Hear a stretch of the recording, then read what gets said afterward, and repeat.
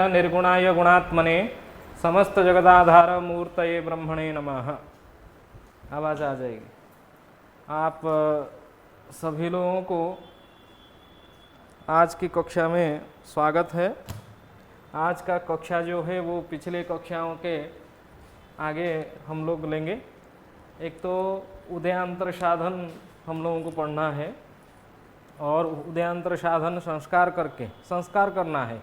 उदयांतर क्या है उस विषय में हम लोग समझ चुके हैं और पिछले रात को हम उदयांतर साधन करके पूरा PDF और वीडियो सब कुछ आप लोगों को सेंड कर दिए थे और आप देखे होंगे और उसको साधन करके संस्कार भी किए होंगे। उसके बाद भी और एक बार चर्चा कर लेते हैं, आगे चलेंगे चंद्र स्पष्ट में, क्योंकि लास्ट संस्कार जो है वो उदयांतर संस्कार है। मध्यम सूर्य में पहले हम देशांतर संस्कार किए, उस देशांतर संस्कार के बाद वो स्वदेशीय ग्रह में परिणत हुआ मध्यम ग्रह में, और उसमें मंदफल का संस्कार किए। मंदफल संस्कार करने के बाद वो स्पष्ट ग्रह में स्पष्ट सूर्य में परिणत हो गया, और उसी मंदफल के बाद भुजांतर संस्कार भी कर लिए, क्योंकि मंदफल से ही भुजांतर संस्कार किया जाता है, इसलिए उसके नेक्स्ट भुजांतर संस्कार। भुजांतर संस्कार के बाद चर संस्कार, चर के बाद उदयांतर संस्कार करना है। और चर संस्कृत स्पष्ट सूर्य जो मेष प्रथम दिन का था उसमें अयनांश जोड़ने के बाद वो क्या हुआ, सायन सूर्य में परिणत हो गया। और सायन सूर्य में परिणत होने के बाद हम उससे जैसे उसका कलादि में परिणत किए 24 अंश। सायन सूर्य कितना हो गया, 24 अंश 30 कला और 11 विकला 34 पल 50 विपल 34 परा 50 विपरा, उसको वह सायन सूर्य को कलादि में परिणत किए, मतलब 24 को 60 में गुणा करके 30 जोड़ दिए, 1470 कला हुआ, और 11 35 उसको ले गए, 34 को 35 कर दिए। उसके बाद उसका भुजज्या भी साधन करके मैं डायरेक्ट भुजज्या अपने नोटबुक में कर लिया हूँ और भुजज्या साधन करके वहाँ लिख दिया हूँ भुजज्या, और उसी भुजज्या से क्रांतिज्या भी साधन किया हूँ, क्रांतिज्या से दुज्या का भी साधन किया हूँ, और परमाल्प दुज्या हम लोगों को सभी को पता है। पिछले कक्षा में हम उदयांतर साधन का विधि जो समझे थे उसमें क्या था, भुजज्या को परमाल्प दुज्या में गुणा करके दुज्या में जिस राशि का एक राशि का बना रहे हैं तो एक राशि का दुज्या में भाग दे रहे थे, यहाँ अभिष्ट दुज्या में भाग दे रहे हैं तो जो मिलेगा वो निरक्ष उदयासु ज्या मिलेगा, निरक्ष विषुवत ज्या मिलेगा। यहाँ मैं भुक्त ज्या भी लिखा हूँ, और उस भुक्त ज्या का चापानयन करना है। पिछले कक्षा में हम एक एक करके मेष राशि के अंत का विषुवत ज्या उसका चापानयन करके मेष राशि के राशि उदयमान निरक्ष राशि उदयमान निकाले थे ना। उसी प्रकार वृषांत में निरक्ष उदयाशु समझ लिए हैं पिछले कक्षाओं में, और उसी तरह यहाँ भी किए हैं।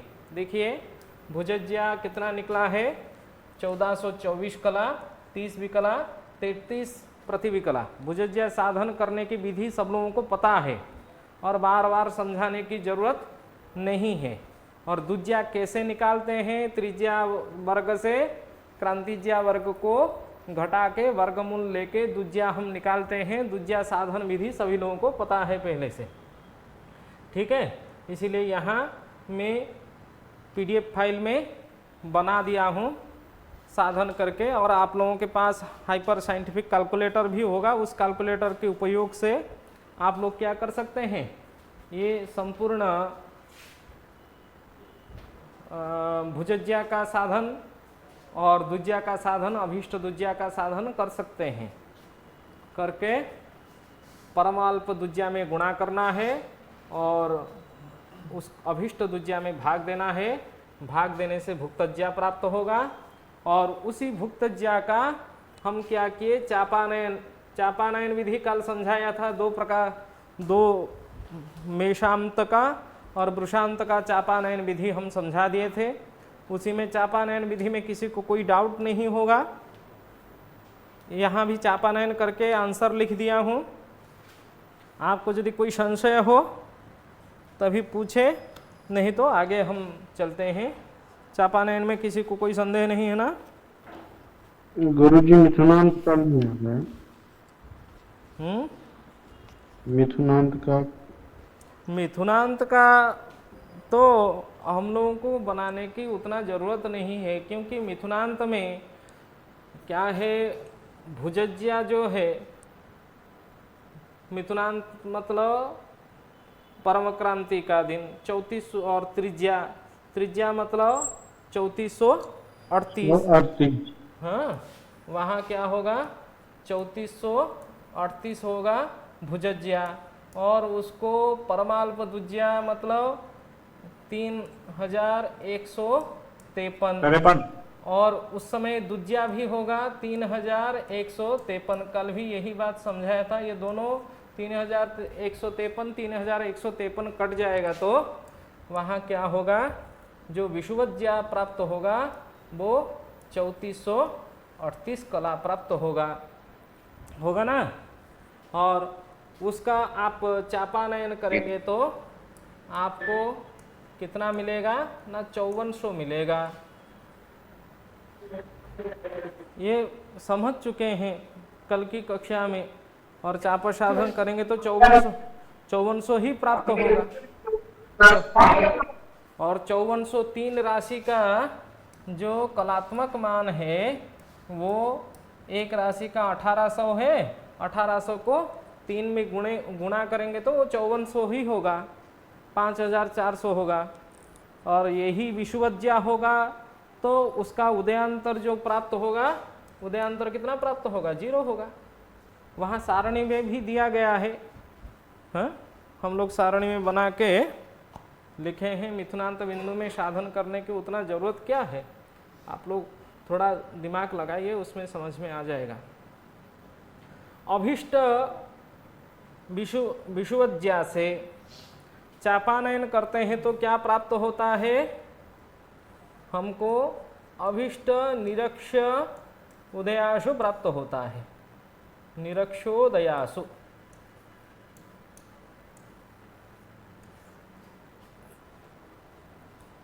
चापानयन करने की विधि जो है यहाँ, जैसे ये ज्या जो है वो 1324 36 6, इसमें से किसका ज्या खंड घट जाए उसी के ज्या खंड को क्या कर देना है, घटा देना है ना? घटा देना है। घटा के किस में गुणा करना है ना, 225 में, 225 में गुणा करना है और भाग देना है। हाँ, भाग देना है किस में, जैसे ये 6 खंड का ज्या जो है वो 1315, इसको घटाइए, 24 से 15 घटेगी तो 9 9 36 6 होगा। उसको आप किस में गुणा कीजिए ना, 225 में गुणा कीजिए और गत और गम्य के अंतर में भाग देना है। 6 खंड के ज्या के सामने लिखा होगा गतगम्यांतर, कितना लिखा है, देखिए सारणी आप लोगों के पास है, 205 लिखा है। 205 में भाग देंगे तो 10 कला कितना प्राप्त होगा, 32 8 प्राप्त हो गया, ठीक, 18 प्राप्त हो गया। आपके पास सारा सुविधा है तो कर सकते हैं, उतना बहुत ज़्यादा करने की। और हम 6 खंड का ज्या लिए थे, इसलिए 6 को 225 में गुणा कर देंगे। 6 को 225 में गुणा करेंगे तो कितना होगा, 1350, उसमें 10 32 और 18 को प्लस कर देंगे तो वो चापानयन हो जाएगा। कितना मिलेगा, यही प्राप्त होगा। देखिए एक बार अभ्यास करके देख लीजिए। यही चाप हो गया, चाप साधन इसी को कहते हैं। समझ गए बात को? और उदयांतर क्या श्लोक समझ में? गए। हाँ? उदयांतर किसको कहा जाता है?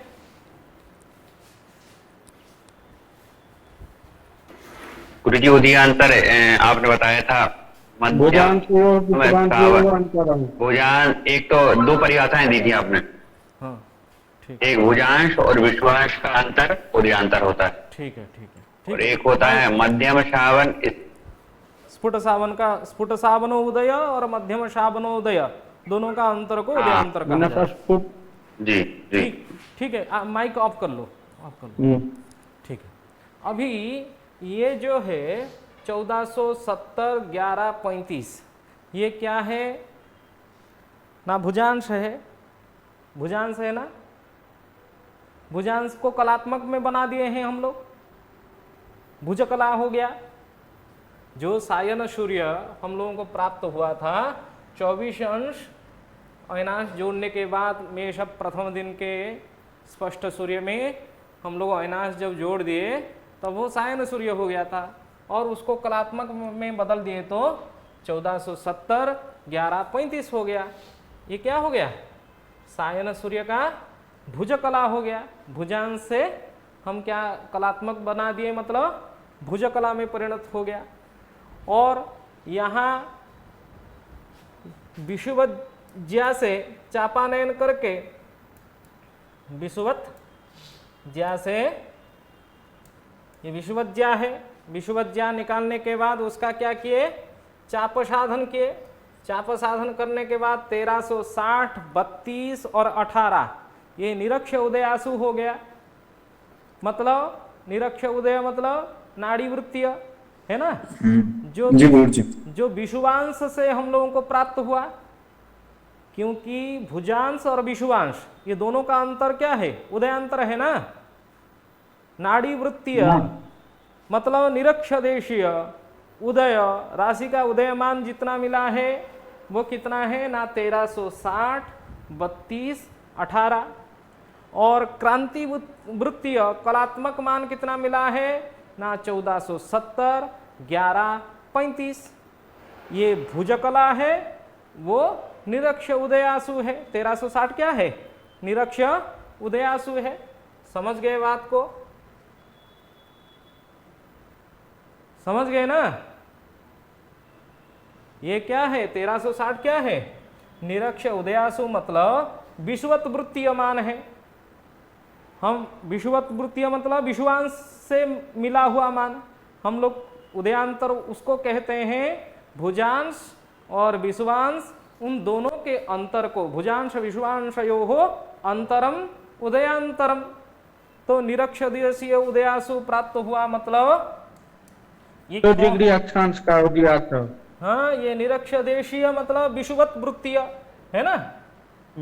विषुवांश से प्राप्त हुआ है अशुमान। हम लोग पिछले कई कक्षा में ये समझे हैं, अशु बराबर कला होता है।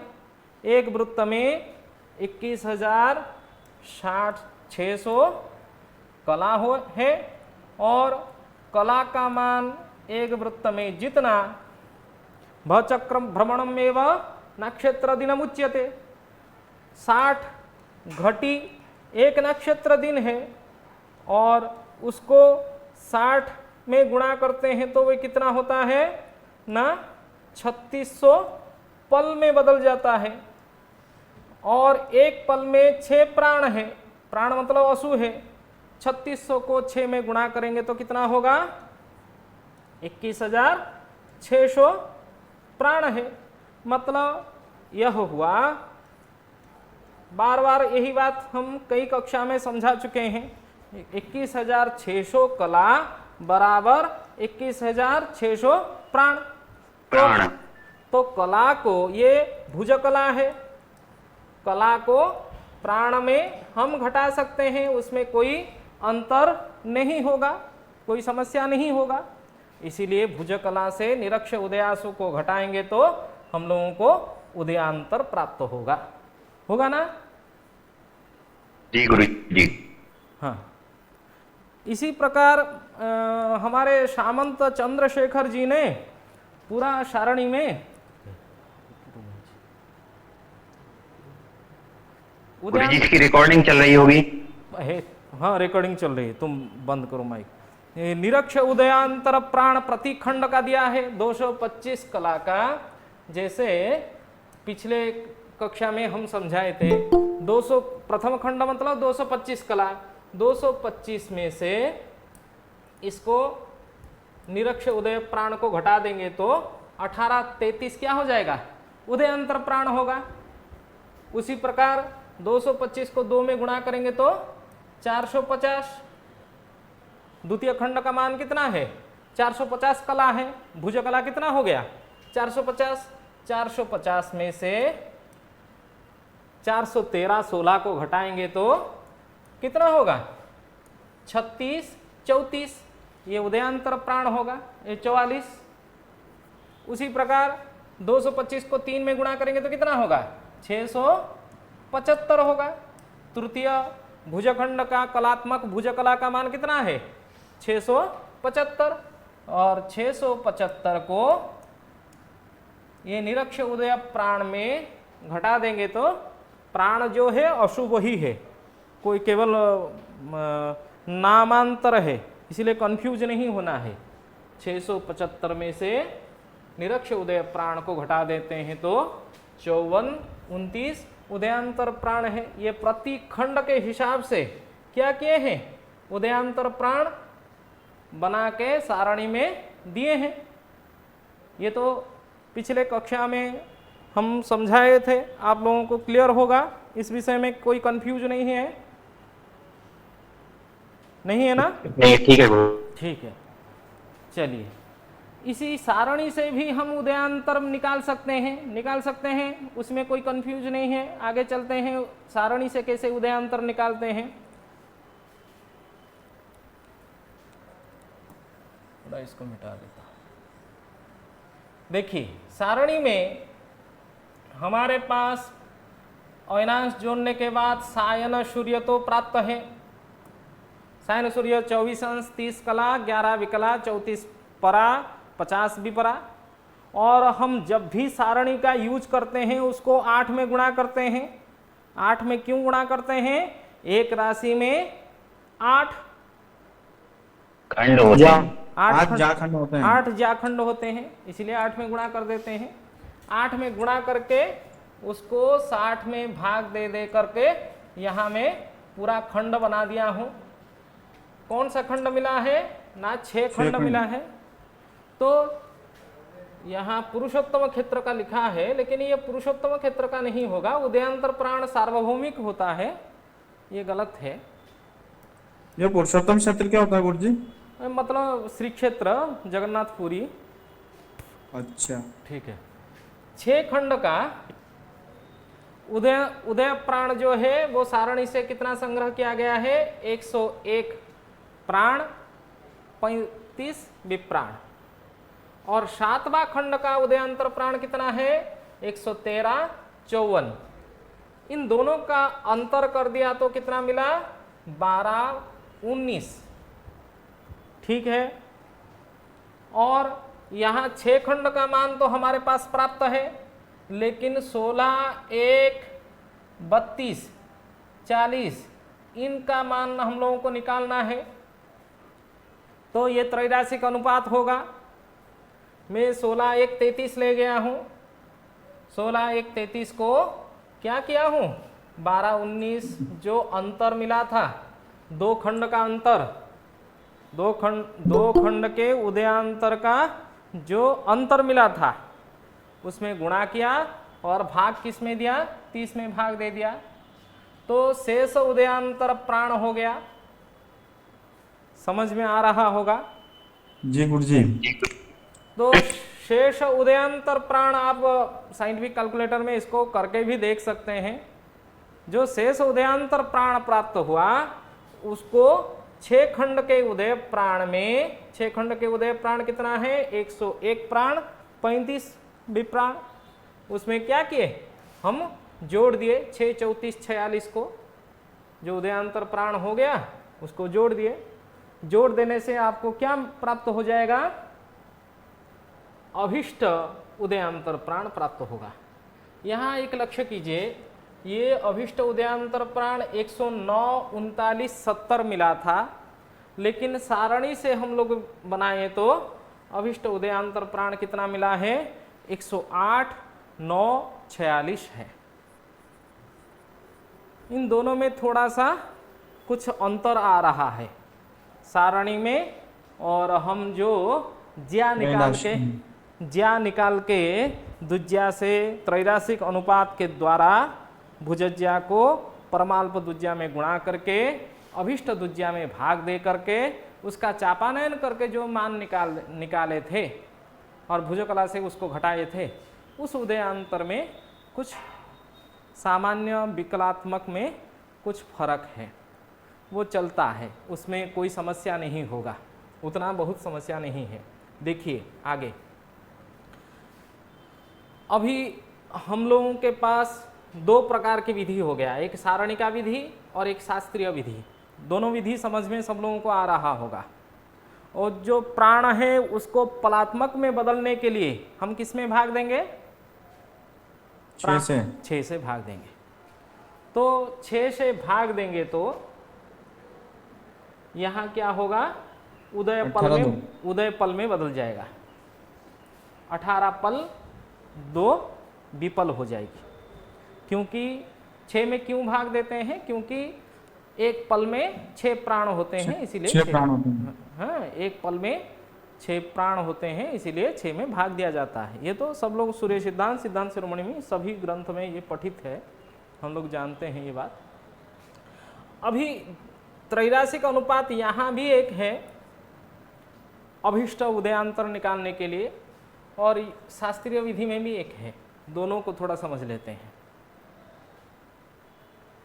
यहाँ 21,659 में भाग दे रहे हैं ग्रहगति को गुणा करके, उदयांतर शब को ग्रहगति में गुणा करके 21,659 में भाग दे रहे हैं। ये 21,659 क्या है, क्यों यहाँ ग्रहण किया गया है, कोई बता सकता है? पिछले कई पुराने कक्षा में हम पढ़ाए हैं। गुरुजी ये 21,659 ये है गुरुजी, ये क्या बोलते इसको, सौर मास या चंद्र, क्या है? सूर्य का गति है गुरुजी, ये सावन है, शायद सावन मान है। गुरुजी सावन ये सावन दिन है, एक सावन में एक दिन का सावन मान, मतलब एक सावन दिन का जो मान है वो 21,659 मध्यम मान से 21,659 प्राण है। असु में सामंत चंद्रशेखर जी ने बताए थे, उसको भी हम निकाले थे पिछले पुराने कक्षाओं में। क्योंकि पूरा 24 घंटे का सूर्योदय से सूर्योदय सावन दिन होता है ना, पूरा 24 घंटे का सावन दिन नहीं होता है, कुछ आगे पीछे होता है। उसी से मध्यम निकाल के सामंत चंद्रशेखर जी ने सावन दिन कितना बताए हैं, 21,659 प्राण का। यदि एक सावन दिन में, मतलब एक सावन दिन मतलब इतने प्राण में, ये सावन दिन हो गया ना, एक सावन दिन में यदि सूर्य इतना गति करता है, अभिष्ट उदयांतर प्राण में व असु में कितना गति करेगा, वह त्रैरासिक अनुपात से 0, 17, 57 उदयांतर कलादि उदयांतर प्राप्त हो जाता है। क्योंकि यहाँ हम सूर्य का जो गति कला विकला प्रतिविकला में ले रहे हैं, ये त्रैरासिक अनुपात से जो मान प्राप्त होगा 0 कला 17 विकला 57 प्रतिविकला में प्राप्त होगा। समझ रहे हैं? जी गुरुजी, बढ़िया से समझ रहे हैं, कुछ शानदार समझ में आ रहा है गुरुजी। हाँ, तो एक सावन दिन में सूर्य इतने गति करता है, मध्यम सूर्य का मध्यम गति इतना है, तो अभिष्ट उदयांतर प्राण में कितना, क्योंकि 21,659 भी असु में व प्राण में हम ग्रहण कर रहे हैं। नेक्स्ट सारणी के विधि में आ जाइए। आप लोग सारणी के विधि में देखिए, जो हमारे उदय पल निकला था उसको 59, 8, 10 में गुणा करके 60 में भाग दे रहे हैं। ये भी एक त्रैराशिक अनुपात है। एक अहोरात्र 60 घटी का होता है। एक अहोरात्र क्या है? 60 घटी का है। 60 घटी में यदि सूर्य का मध्यम गति इतना है 59 कला 8 विकला 10 प्रतिविकला, उदयांतर पल में कितना? ये भी कलादि अभिष्ट उदयांतर प्राप्त होगा। 0 कला 17 विकला, यहाँ 46 प्रतिविकला है व परा है, वहाँ 57 परा है। सामान्य परा में कुछ अंतर आ रहा है, मात्र 10-11 परा में अंतर आ रहा है। इसलिए गणित में आगे जाके कोई समस्या नहीं होगी। आप सारणी से भी बनाइए अथवा आप त्रैराशिक अनुपात के द्वारा बनाइए, उसमें ज़्यादा कोई समस्या नहीं होगा। यहाँ में और एक सारणी के द्वारा भी बनाने के लिए और एक विधि आप पूछेंगे, क्यों गुरुजी क्यों? यहाँ क्वेश्चन था, हाँ जैसे 6, 34, 46 निकला है ऊपर, हाँ और नीचे 17, 46 निकला, तो 46, 40 तो बराबर है, लेकिन इधर 0 आया है, इधर 6 आया है, तो सही समझ में। अरे यहाँ ये पल में है ना, पल मतलब आप घटी ले रहे हो ना। यहाँ 60 जो है ये घटी है ना, 60 घटी नहीं है, और यहाँ ये पलात्मक में आ रहा है। जब घटी को त्रैराशिक अनुपात करोगे तब तुम इधर भी घटी का मान लोगे तो क्या होगा? त्रैराशिक अनुपात ठीक बैठेगी ना। तो 18 पल 2 विपल है, इसीलिए हम क्या करेंगे? 0 घटी 18 पल 2 विपल गुणे 59 कला 8 विकला 10 प्रतिविकला। ये सूर्य का मध्यम गति है, दैनिक मध्यम गति है। मैं गुणा करके 60 में भाग दे रहे हैं। समझ गए बात को? जी गुरु जी समझ गया। हाँ ठीक है। अभी एक दूसरा विधि यहाँ अथवा लिखा है, लक्ष्य कीजिए आप लोग। क्यों यहाँ 30 में भाग दे रहे हैं और 8 में गुणा करके 16, 1, 33 में वो अंतर को गुणा करते हैं। यहाँ आप ये त्रैराशिक अनुपात भी समझ लेंगे तो आपको भी वो भी पकड़ में आ जाएगा। देखिए, एक खंड से जैसे 6 खंड का हमारे पास उदय प्राण प्राप्त है और हम 7 खंड का ले रहे हैं, उन दोनों का अंतर कर रहे हैं। 6 खंड से 7 खंड के बीच में कितने कला होती है?